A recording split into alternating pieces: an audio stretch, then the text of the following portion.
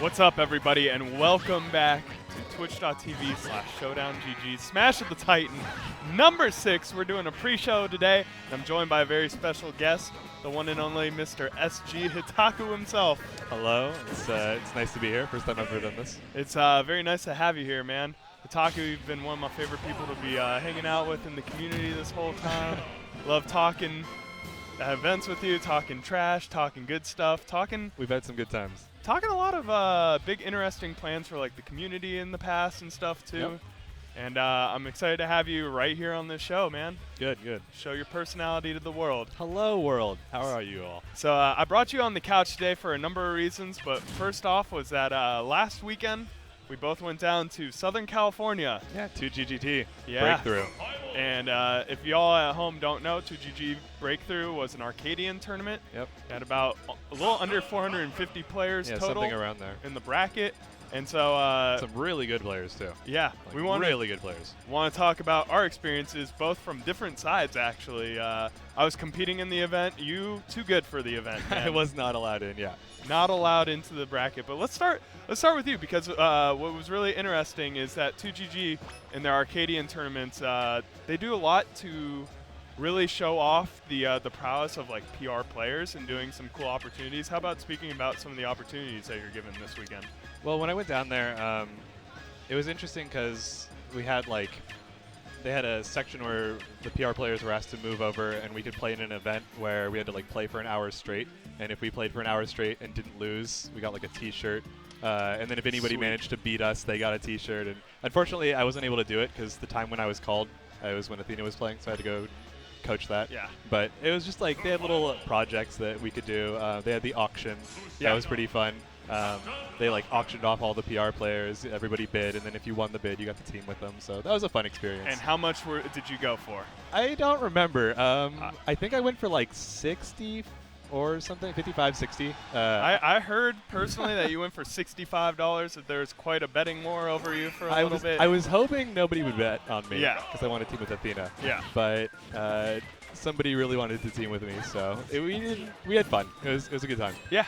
So that was pretty cool event. The way that they structure stuff, that it's really integrating a lot of the top level players and giving the lower, I would say lower or mid level players or whatever, the people that are aspiring to get better, right, an opportunity where they could go one-on-one with a lot of the more well-known names around. Oh the yeah, community. for sure. I think it's really good to have a lot of the top players go to these events because when PR players are at the events and they're not actually playing, they're able to give more advice. They're able to focus more on helping everybody out. Yeah. And so it's really good that they have incentive to bring the PR players there. Yeah. I thought it was really fun. So that was pretty sweet. I remember besides just you getting in on the event, there were also some fellow NorCal favorites.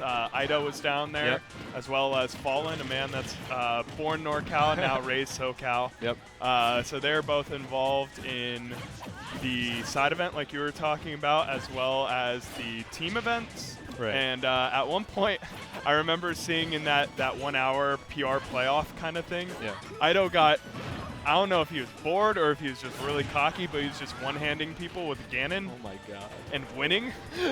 So if anybody was to ever question Ido's skill level, It's ridiculous. to know that he went an hour undefeated playing Ganon only with one hand on his controller, and he was straight up the best one-handed player I've ever seen in my life. I can't believe. Do you know who Mr. Pink is? Yeah, I do. Dude, Mr. Pink, I don't know if he still plays very much. He was in the beginning of Smash 4. That guy back in Brawl was the master of the one-handed play. Oh, no way. I'd want to see him and Ido do a one-handed money match. That would be insane, because I used to think my one-handed prowess was pretty strong, because back in college, when I used to play Brawl all the time, I actually broke my arm back then, and I was forced to play one-handed. Oh my gosh. But my one-handed play was Campy Pit, sit in the corner and shoot arrows. Right. It's not a real thing, and just forward smash whenever anybody got close. Just But flick the C-stick with your I was seeing thumb real quick. Ido one-hand fastball up airs with Ganon. I was just okay, you're too good for me, man. You're It's too ridiculous. good. But besides the side events, let's talk about the main event, because there's 438 players, I believe, was the total amount, doing bracket pools, round robin within the bracket pool. So it was divided 8 players per pool. I know you were coaching Athena for pretty much most of the tournament, Right. and she happened to be one of those players who had a 2GG breakthrough. this year. Yeah, she did really, really well. She had some hard matches too. Like, So let's start with her pool play, because Athena got 7th overall for everybody at home. Right. If you don't know, now you know. How did it start out? She didn't lose any matches in pools. I think she maybe lost 1 game. Okay. But some of the people in her pool were like, you go to this tournament and like you think since there are no PR players that it's gonna kind of be free, but it's not. Yeah. Like there's some really good people. She had a Pikachu and a Yoshi in her pool, and they like really stood out. Their ability, like their tech skill with the characters was like really good. But I don't know, she kind of just swept through the whole thing. Pretty crazy, man. She destroyed so many people. It was ridiculous. See, the thing about Athena was like, Athena's always been really good in my mind. Yeah. But she like never had that like really solid performance that like all eyes were on her the entire time. And I gotta say, like watching this performance, I gotta say I'm really impressed, because when you get into these like areas where you're in front of a lot of people, a lot of eyes are watching, and there's a whole stream watching, tons of pressure, and she handled it like a champ, basically. Yeah, it's really impressive, like being all the way out in Chico, like with how few tournaments she can actually attend, seeing how she does at these higher level events. It's crazy. It took me a really long time to be able to be on stream and like do anything. Yeah, like, man, your boy still gets the jitters himself. Yeah, for sure. You know?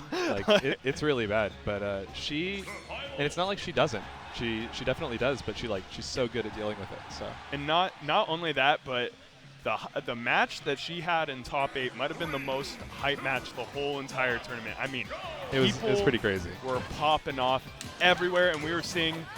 I mean, for being an Arcadian and not having any top level players, that really looked like a top player match. Oh, for sure, yeah. Like I was saying, the skill level of the breakthrough was like really high. Yeah. It was a lot of people I feel aren't on PR just because of travel. Yeah. Like they just can't get to things. And Very true. She's one of them. Like I think that if she could go to more things, she would definitely be on the PR. Yeah. But it goes to show, like at the breakthrough, just the level of play was really high. It was really cool. It's pretty the awesome. Character diversity was also amazing. See, it was really good. This was the thing going into the Arcadian, right? I was thinking like, what am I probably gonna see the most of? And thinking about it more and more, I was like, you know, we're probably going to see a lot of really excellent play out of like low tier and bottom tier characters that don't make the PR, probably because of a lot of matchup issues that they have or whatever. That's how they usually get knocked out of tournament. But like when I was playing in my personal bracket pool, I played one of the best Pac-Mans I've ever played against. I remember that. One of the best Ganons I've ever played against, and one of the best Little Macs I've ever played against. And I was just like, that's 3 of the 8 people right there that all were like exceptionally good at their characters, but probably have some issues just dealing with character matchups that don't allow them to get farther in tournament. Yeah. In addition, again, like I know that even in SoCal, a lot of people have issues with travel. So like, just can't get out to events. Maybe can't like rep yourself as much as you want to. Speaking of which, the tournament champion, I want to give a shout out to. His name is AC. He plays Falco and Pocket Marth / Lucina. Man was on fire the whole entire tournament. For sure. I loved seeing Falco. I'm a huge Falco fan. Same here. And I love seeing when people do crazy stuff with Falco. It's amazing. It goes to show that like when it comes to like tier lists, it's very like it's very blended together in terms of like there's not much separation between like top tier and bottom tier, other than like very small character weaknesses that kind of are what separate them, because everybody has like their own powerful things that they can do. I feel like the tier list is just a combination of character representation and like matchup spread. Yeah, like that's pretty much it. It's like watching that Falco go, man. Yeah, Falco has crazy combos. You see these Falco montages that people put up, and it's like 0 to 70, and you're like, yeah, that's a bad character. Okay, beast, dude. Absolute beast. And it was not only that, but it was the most dominant grand finals I've ever seen across any tournament ever. This man was going crazy because his finals opponent was no slouch either. It was Lucario by the name of Pitbull. Right, yeah. But I saw some of the most insane Falco jab lock combos I've never seen. Like the man did jab to forward smash, knocked him on the ground into a jab lock combo into like another 40 damage afterwards. Craziness going on. It's amazing. I love the whole tournament. It was super fun. It was really hype. Everybody, like, the crowd was super good. Like, the energy, the whole environment of the 2GG experience is, like, it's just so incredibly hype. It's really fun. It was pretty insane. Like, being at the esports arena for the first time. So getting like a clear perspective on what may be to come up here in NorCal now that would be very cool. Now that the esports arena has been officially announced, it's coming to Oakland, Jack London Square. So hopefully, you know, I'm not sure who's going to be able to do Smash tournaments within there, but it would be really cool if we could kick something up with cool. that. Yeah, absolutely. To pick up some Smash tournaments out there, because esports arena pretty darn hype, man. So also within the tournament, I wanted to point out some fun stuff that was going on alongside. Sure. Probably my favorite thing about the tournament was hanging out with Ido and Fallen and a couple of the PR players up front, right? Yeah. So we're all sitting there, kind of just, you know, slouching around, enjoying our time or whatever. And at one point, I turned to Fallen. I'm like, I got $1 on this Charizard on stream. And he's like, all right, I got $1 on the Mario or what? Oh no, it was DK. Right. And I remember that match. Yeah. So we're like starting off there. And then, like, you know, you see other players come around the corner. I met, like, Jingen and TLTC and a couple other SoCal people I haven't met before. Like, I got $1 on it. and so the Arcadian went from being, like, you know, this toned-down tournament to being, like, one of the most rowdy events that I've ever been in. Side bets are so fun. Side bets make Arcadians happy. For sure. I learned some things about side betting. If you want to learn about side betting at Arcadian, never bet on Mario. Because I swear all the good Marios are already on PR. Right. Okay, I like it. Always bet on Charizard. For some reason, every Charizard I saw on stream won. Okay. And if you're looking for free money, bet Nakat. I saw Nakat was going broke at the Arcadian. Shots, Nakat. I see you out there. But the notes for the side bets. The notes, man. But another reason why I brought you on the couch today, because 2GG made a very special announcement. They did. So 2GG, if people at home do not know, there is an Albadongo saga coming up. Yep. And one of the side events now, the Mewtwo round robin. I can't wait for it. So it's gonna be pretty hype. So they invited Mr. Hitaku himself to come join the 2GG round robin. Yep. You are in the Smash Compendium. I believe we have to raise $150 total. Yep. I think it's between 40 and 50% done now. So okay, it's doing nice. pretty good. Congrats, man. Thank you. Because we're only about a day and a half into it, right? Right, yeah. It's pretty fresh. So if y'all are at home watching this, please make sure to donate, even if it's just $1. Every dollar counts on his way to get there. I would definitely appreciate it. And we definitely need some NorCal representation, especially you, sir. You have a sick Mewtwo. Thank you. A very patient play, very well spaced. Different kind of Mewtwo play from. I find like Mewtwo to be like a fascinating character, and that there's so many ways to play the character. Yeah, he's really versatile. When I played Sheik, I played a pretty defensive Sheik as well, and I think that was one of the things when I transitioned to Mewtwo that I liked. I still had. You can switch between aggression and defense pretty seamlessly. Yeah. And it's really good. What are your favorite things about playing the character? I think my favorite things about playing the character. I love the fear factor that he has. Yeah. He hits so incredibly hard that it's insane, man. People are like always terrified to drop their shield. They don't know if they're just going to die. He's extremely punishing. He's very rewarding whenever you hit anything. Yep. And I kind of actually like his weight. I like that I can't really mess up too many times or I'll die. Adds a little bit of pressure onto me, and sometimes I think I play a little better under pressure. Yeah. So I really like his movement too. It's he's like a snake almost. He like slithers around the stage, and yeah. I don't know. I love the character so much. He's very fun, very good, and I'm happy that like he's finally seen as an amazing character. It took so long. And it took a little bit of help from Nintendo, to be honest. Yeah. Because you were a Mewtwo loyalist. I mean, at every tournament I saw you playing Sheik normally in the bracket, but like whenever there's downtime or whatever, we're doing like side matches, you'd always be like pocketing a Mewtwo. Right, yeah. He was my secondary. Yeah. And so like seeing like all of the balance changes and everything happen really made him, I would say, a top 10 character in this game as it stands right now. Yeah, I agree. And he's the epitome of a glass cannon. Like you were saying, it forces a lot of pressure onto you because you really can only get hit like 5 times and then you're like at death percentage or whatever. Yeah, it's kind of interesting because for the Mewtwo round robin, the Ditto is really weird. Yeah. I haven't actually done the Ditto very much. I've been practicing it pretty much nonstop after this was announced. Sure. But because he does so much damage and because he's also so light, it's like even more of a glass cannon scenario. You're like suddenly dying at 60. Like, okay, it's pretty ridiculous. I can imagine that between like a full charge Shadow Ball if you eat one of those, right? Or just like I bet you could get somebody up to like 80 or 90 if you're at rage yourself. You just up throw them and they're probably dead. You just right? like run under somebody and up smash randomly at 60 and they die. Oh my god, disgusting, dude. It's pretty absurd. So we had a question in the chat. They're wondering when the deadline is for the arcade or for the round robin. I actually don't know. I'm not sure when the deadline is. Okay. I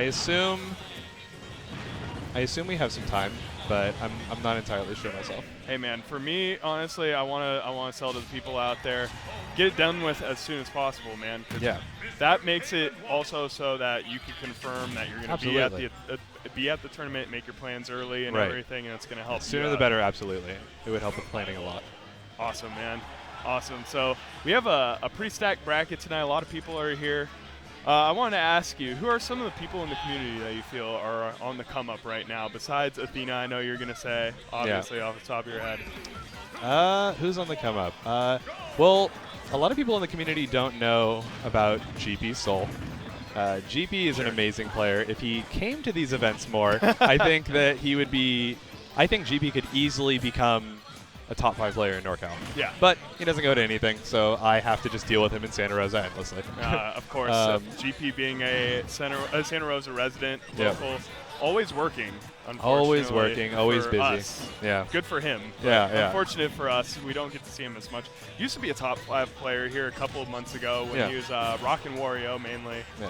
GP never comes to these events and makes anything less than like. He never places below 9th, and it's very common for him to be in top 4, like all the time. Yeah. So. And ever since the Diddy switch, he kind of found like a new character that he's very confident in. And Diddy is definitely a character that suits his playstyle. Yeah. It's very strong with him. Yeah, man. Anyone else? Let's see. Other people on the up and coming. You know, honestly, I think a lot. It's hard to really like list specific players. I think NorCal as a region is up and coming. Like, I just always look around and like. To be honest, in the beginning of Smash 4, everything was so free for some of the top players. Like you could just go to an event and it was like, oh, free money. You know. Now you go through a tournament and like, there's so many people that can beat top players at this point. Definitely. So many people are better, and everybody's getting better. And like, I would say, in my opinion, the higher end of NorCal isn't always the best in terms of like reaching out and helping other players, but like that's changing too. And people are really starting to reach out more, and just the entire scene is growing. And I'm really looking forward to where we, in like a year, seeing where we end up in comparison to all the regions. If we travel more, if we can do all these things, like that's why I'm so happy about being able to go to these 2GT events, because the more travel, the more exposure, bring that back, you know, share my experiences with the community. When everybody else does that too, like we'll just start growing and we'll become an amazing force. And I gotta say, we gotta thank Champ actually. Champ is an amazing person. Big so deal. Great. He's the man that runs everything down at 2GG down in Southern California. Very grassroots in the way that he started out his community down there. And absolutely. He helps promote all the other streams. A lot of people have a lot to learn from like a man like that. And the way that he's now starting to show us support by like giving you this opportunity to bring you into the Mewtwo round robin tournament and everything. And also, I heard talks about him when he posted on our forum. He wants to do something with us for NorCal versus SoCal. Yeah, I've heard a little bit about that too. I'm excited. I would really look forward to. Yep. I don't know if he wants to do like a crew battle of some sort, but SoCal, get ready. Yeah, watch out. NorCal is not as free as people think. Man. Like we can do some damage for sure. We've had some players show up at the 2GGs down there, notably Koss, who I think is playing right now on stream. If you see on the side, the Game & Watch that's playing here, ended up taking out Void one tournament. I remember that. As well as 3XA, who's taken out a number of big names, made top 8 twice, I think, when down there. Right. And he beat Larry one time. He went to Game 3 with an Iroh, final hit scenario. He got 33rd at EVO and stuff like that. We have some really good players. And then, of course, Trevante, who just took out Mewtwo King. And I was going to say, Trevante hasn't been down to the 2GGs yet. No, not yet. This man is actually a pure savage. So good. Like, he has the most unrealistic hand-eye coordination of anybody I've ever seen. A second, like, you could tell like how good somebody's reaction time is by their ledge gameplay. I would say it's the most important thing, right? It's so hard to get off the ledge against him. He reacts to everything. It's something that's like Zero-esque, honestly. Like Zero, I would say the reason why he was so oppressive in terms of like the Smash 4 tournament scene was because every single time anybody would be on the edge, Zero would just be all up in your face. He had no time to breathe and everything. And Absolutely. that's something that Trevante really has himself. So Rice too. Rice's reaction time is amazing. Like Rice, an absolute so natural good. at this game. So too. good. So thanks for like shout outs to like all of the other NorCal community members. Definitely. I'm hoping we could share this with Champ mainly because Champ, we're coming for you guys down in SoCal. Definitely. Man. We're coming. We want to do an event between you guys definitely pretty soon, whether we bring a bunch of our guys down there or you guys come up here, man. Yeah, SoCal's got to come up here sometime. Healthy rivalry. They did come up here. They brought who was it last time it was here? It was Terror Bear, XX, and Tyrant came up a little bit ago. Right. I'm looking forward to XX, seeing XX play today. It's cool that he's here now. So something I was going to say before the tournament starts, XX is now officially a part of NorCal for the next couple of months, I believe. Right. And so we have a lot to look forward to with this Fox. This is going to be his second Foundry, but like his first one after becoming officially NorCal. Right, right. Let's see how he stacks up because I believe he was like ranked 5th on their PR or something like that down in Southern California. Yeah.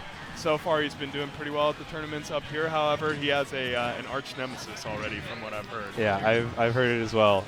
Casas Moss. Right here on the screen. Casas Moss. Pretty good. For people who've never played the Game & Watch matchup, like Casas Moss is definitely a real experience a real treat. Yeah, an experience. So to say. You haven't lived until you've been dash attacked about 8 times. Eight times. Yep. So tried to punish anything. Just get punished by everything Game & Watch has. So we are getting ready for Smash the Titans number 6. We are going to transition out of here right now. I just wanted to know, what is your Twitter handle and anything you want to, sell to the people besides just the compendium? My Twitter is SG_Hitaku. And yeah, I don't know. Going to give it my best down at the Abadongo Saga, practicing nonstop. Pretty sweet. Really hard. Yeah. I don't know. I just want to give the best performance I can. Yeah, man. I expect nothing but greatness out of you, man. You do my best. Well. So that compendium goal is still up on Smash.gg. It's the 2GG Abadongo Saga. Check out the compendium. Besides just Hitaku, if you have extra dollars to spend, spread them around and try to help. A lot of the Mewtwo players like Wad Eye from the East Coast. Yeah, really cool. There's Blue from Australia, I believe. Okay. Mew Squared, also a really great Mewtwo. He was on the up and coming before Abadongo really appeared. There's a lot of cool people, so help out whoever you can. Pretty excited, man. So thank you for joining us on the couch. As always, ShowdownGG here. We're going to start the tournament right about 7:30. Come follow us on our social media pages. We are doing some revamping on our social media pages now. Just started this week. We'll be tweeting out more about stuff that's going on in the events, Twitch highlights, as well as when VODs are up online and everything. So everybody look forward to that. Yep. So Andy Sorrow and all right, Hitaku. See you later. Signing out.